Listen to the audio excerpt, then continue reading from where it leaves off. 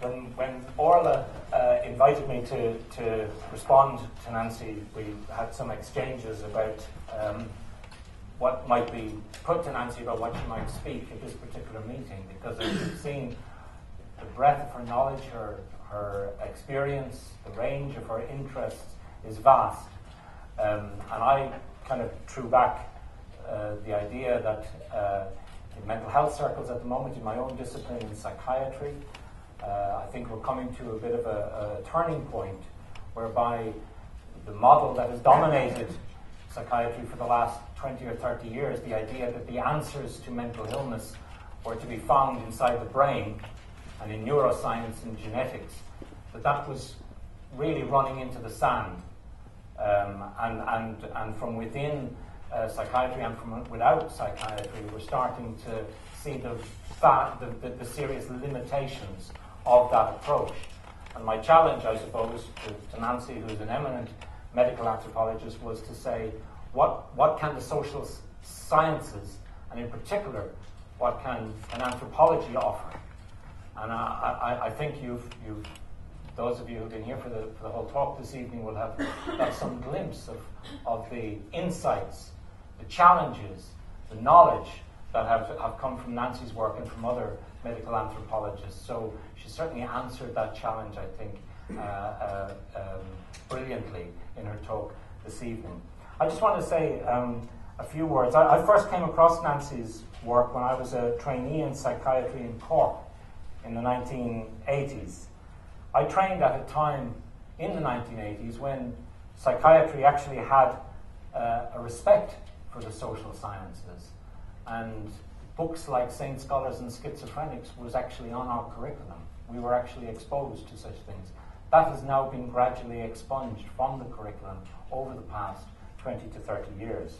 I also had the good fortune to work with Dr. David Dunn in St. Stephen's Hospital in Cork, who Nancy talks about in the book as a person who kind of challenged her to look at the whole area of madness in the west of Ireland.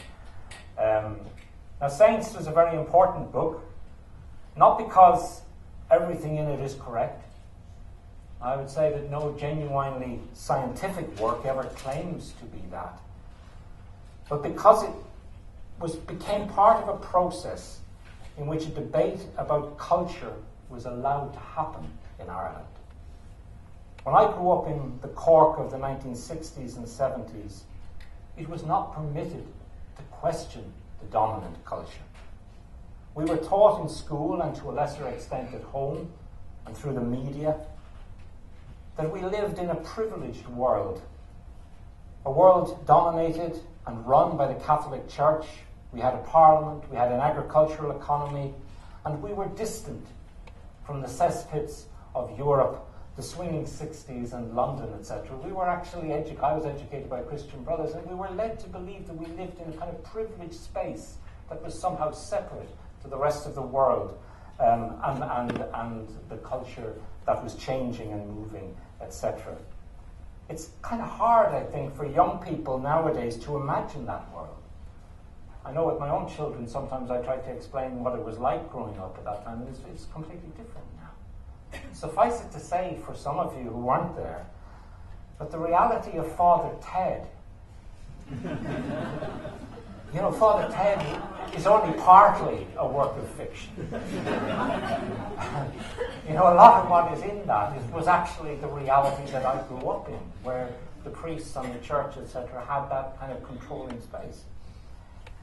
But what we got from works like Nancy's work in Saints and Scholars and that was a challenge to look at our culture, to actually realize that culture could be driving some people mad, could actually be partly responsibility for the isolation, for the dehumanization of people within our own society.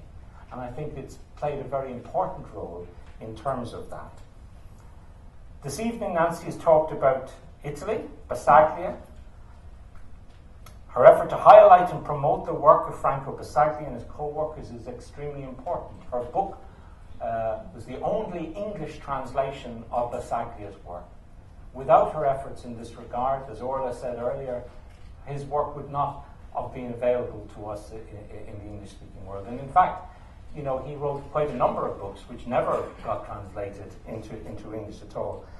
It so happens that my wife Joan and I were lucky to visit Trieste last month, or in October of this year, for a conference, and we had a chance to speak to people there and to visit.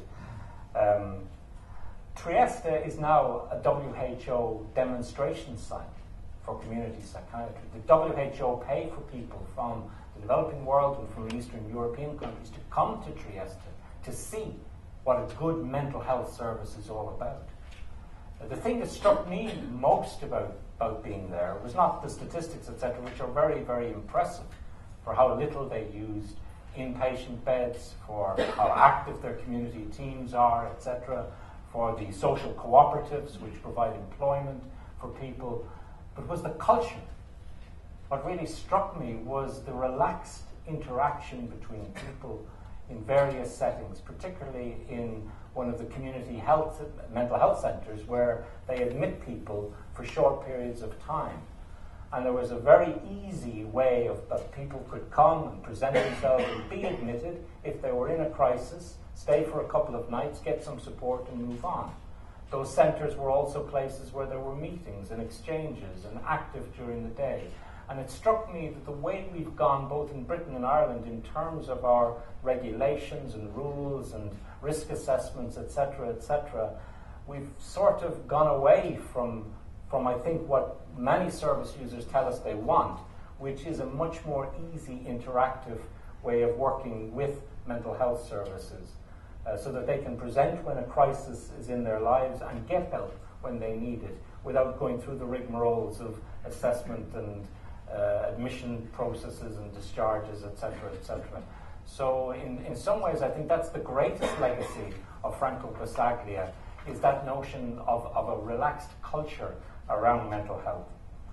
I wanted to say a few words about critical thinking, because Nancy is known in the academe as a critical thinker, as a critical medical anthropologist, as someone who engages with the issues, who challenges, who's not ready to accept the orthodoxy or the prevailing wisdom or logic of the time. My own work has been in terms of the development of critical psychiatry over the past 20 years. It's important to think about critical thought. And what I want to say to you is that critical thought is not a negative. I use the term critical in the Enlightenment sense of critical reflection, of critique, in the way that Immanuel Kant used the term critique in his Critique of Pure Reason. Believe me, Kant was not against reason. He was not condemning reason. He was one of the greatest Enlightenment thinkers who put reason at the center of human life. But his critique of pure reason was about seeing the limits of that, the borders of it, the challenges of it, etc. So critical thinking is not a negative, a dismissal, a pushing away, but an active engagement with ideas, etc. And I believe that we should be nurturing a culture where critical thinking is part of every professional's education. I think we need this in Ireland now more than anywhere else, where we are now in the midst of a profound disillusionment with our church, with our banks, with our financial institutions, with our politicians, with the whole system that has run our society for the past 100 years. We are in the midst of a disillusionment with that. We ask, how did the sexual abuse of children go on for so long? How did it happen in our midst when judges, doctors, bishops, teachers, and others were regularly hearing stories from children of sexual abuse? We ask, how did we allow a culture of political corruption to go on for decades when many people were aware of exactly what was happening? We ask, how did we allow our economy to expand so rapidly and then to blow up in our face when we had regulators in place and warnings were being sounded long before the crisis that we've seen? I would suggest that a lack of respect for critical voices, for those who are prepared to be dissenters, for debate, who challenge for what I would call positive skepticism has played a major role in where we are now. Critical thinking involves the ability to stand outside one's own profession, outside the status quo, to raise questions and to challenge orthodoxies, and I believe that this is needed in our country now more than ever before. Nancy said in an interview which is available on YouTube about her work with Harry Kreisler, she said, "My books are an attempt to strip away our common everyday understanding of the human condition. I like to interrogate these common understandings to say perhaps we need to rethink what it means to be normal, what it means to be mad, what it means to be male or female, what it means to be a mother." And that's what I mean by critical thinking. An engagement with our everyday assumptions, with the normal pattern of life, etc. I love the phrase that Nancy quoted from Franco Basaglia in her talk. She talked about the practitioners of the social consensus. Well, that's what many of us professionals are. We are practitioners of the social consensus. And what I'm suggesting is that we need training of such people, training of doctors, of social scientists, of psychologists, of nurses, of all of us who have the power to name, to order, to intervene in people's lives. We need to develop the ability to think critically about the history of our disciplines, the assumptions that we work with, and the practices that we engage with every day. Thank you very much.